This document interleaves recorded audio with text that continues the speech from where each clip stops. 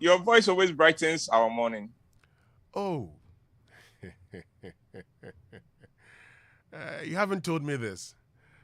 But I wish I were fair so I could blush. No, that privilege has been withheld from all Africans. Exactly. No, we don't have it. But how Sure. are you doing? I'm fine. Yeah, I'm doing well. The theme this morning is confession is good for the soul. And I was very happy to hear Kojo confessing that actually his middle name is Stubborn. Stubborn Kojo Yankson. Yeah, you heard his message from the morning, man.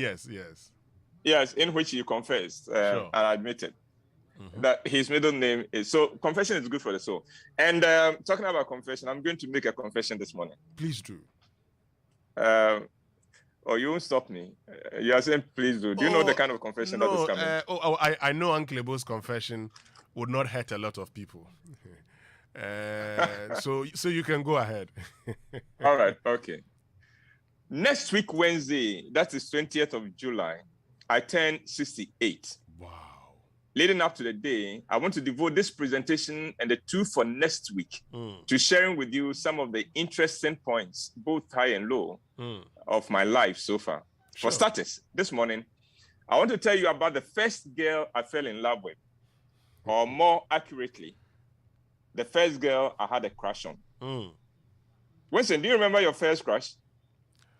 I do. All right. We'll talk about that. Just that I can't say it, but I do. Winston, the crazy thing about this is that I never got to know her name and I never got to speak with her. Oh. And so I don't even know how her voice sounded. But I was deeply and hopelessly in love with her. I first laid eyes on her at the Kumasi Sports Stadium during the athletics regional finals for elementary schools.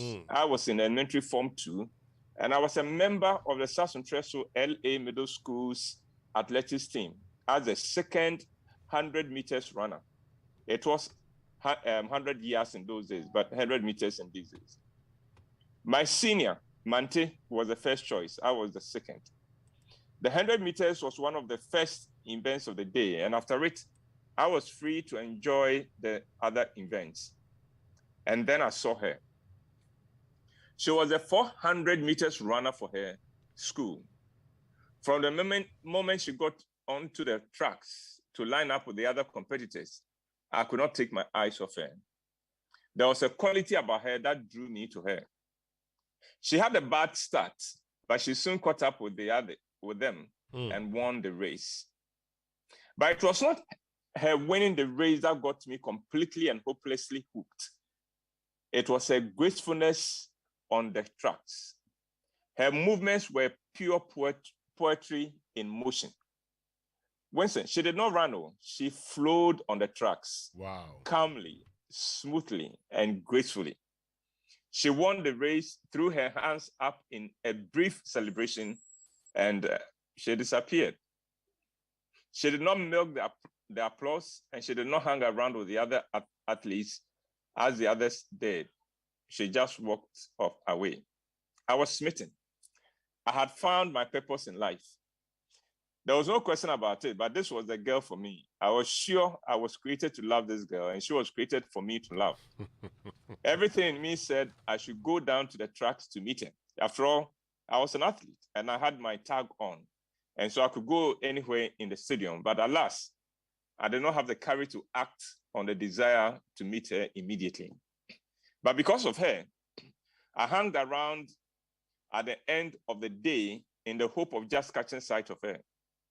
I went around her school team, but she was not there. Disappointed, I finally gave up seeing her and went home to think and daydream about her. I prayed desperately that I would meet her again one day soon. Well, God might have heard my prayers because I did see her again and again and again. You see, in those days, I was a market crutchy for my mother at the fresh fish section of the Asafo market. Okay. The fresh fish business was a credit transaction. And so each of the sellers had an educated person to record the names of those who bought on credit and to credit the accounts of those who paid for previous transactions. And so from school, I would hurry to Asafo Market, and my mother would brief me on the transactions for the day, and I would record them in a small notebook that was used for the purpose.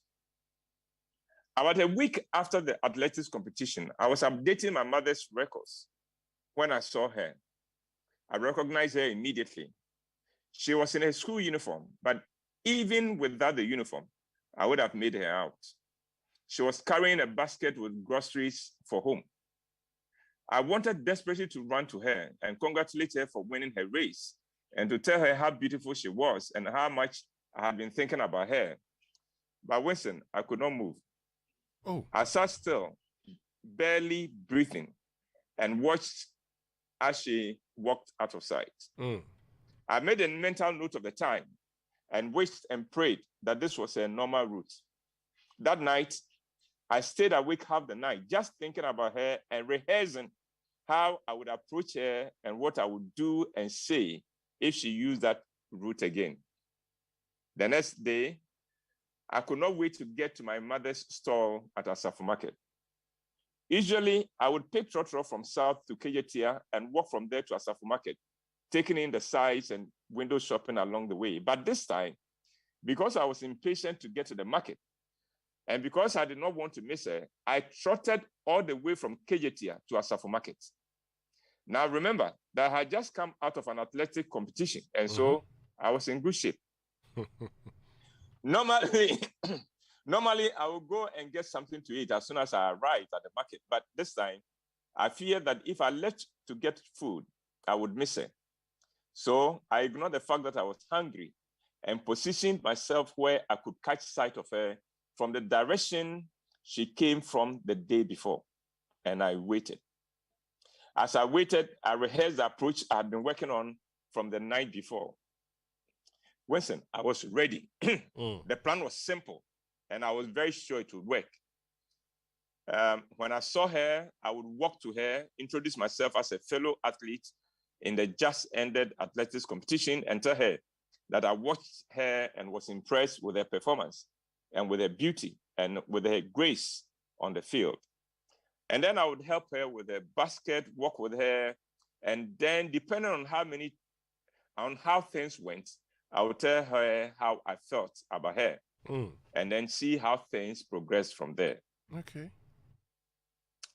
After a while, I began to lose hope. What if yesterday was an accident? What if this was not a route? What if she used another route today?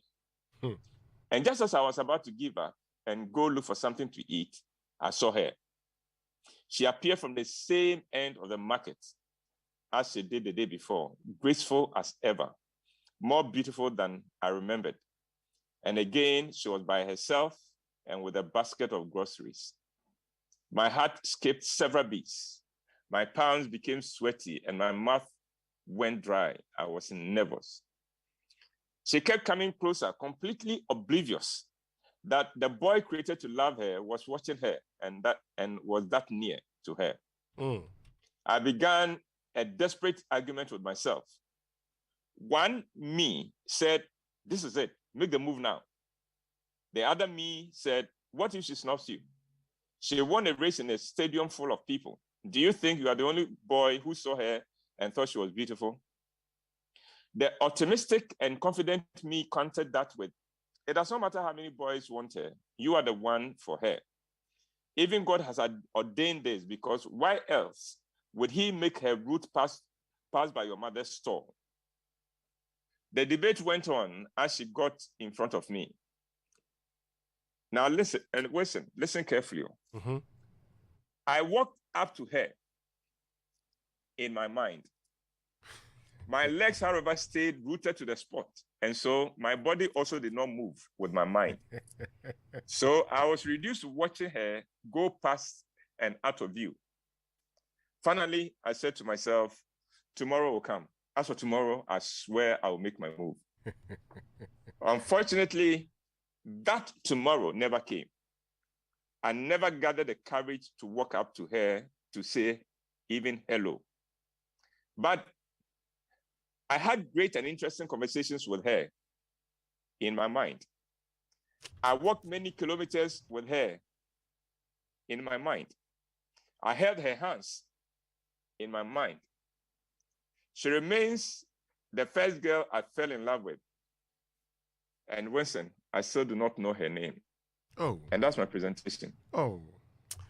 Thank you very, very much. I was going to play Mr. POP for you, but we have to go for the Joy Business Minute. So I am sure after that, I'll tell DJ Oberti that he should play Lord Kenya's song for you. Mr. POP. So thank you very, very much. Uncle Winston, be a little bit, be kind to me. Be kind. Oh, I will be kind to you. Thank you very much, Uncle White, for joining us with Food for Thought, brought to us by Consolidated Bank Ghana. CBG, we stand with you. Hello, welcome to the Joy Business Minute. It is brought to you by Consolidated Bank Ghana. We stand with you. The International Monetary Fund has signaled its intention to support government's proposed enhanced domestic program aimed at stabilizing the economy. This was captured in a statement issued by the team after its one-week data gathering exercise. Data released by the Ghana Statistical Service indicates that the rate at which inflation went up from April to May reduced marginally in June. The June rate saw a 2.2% increase from the previous month. The 2022 edition of the EcoBank Journeys Habitat Fair will be launched today at the EcoBank head office. The fair is to give various stakeholders the opportunity to explore the real estate market. And Uber is being sued in the US by 550 women who were allegedly assaulted by drivers on the ride-hailing platform. And that's the Joy Business Minute, brought to you by Consolidated Bank Ghana. We stand with you. Right. Live your dream life by picking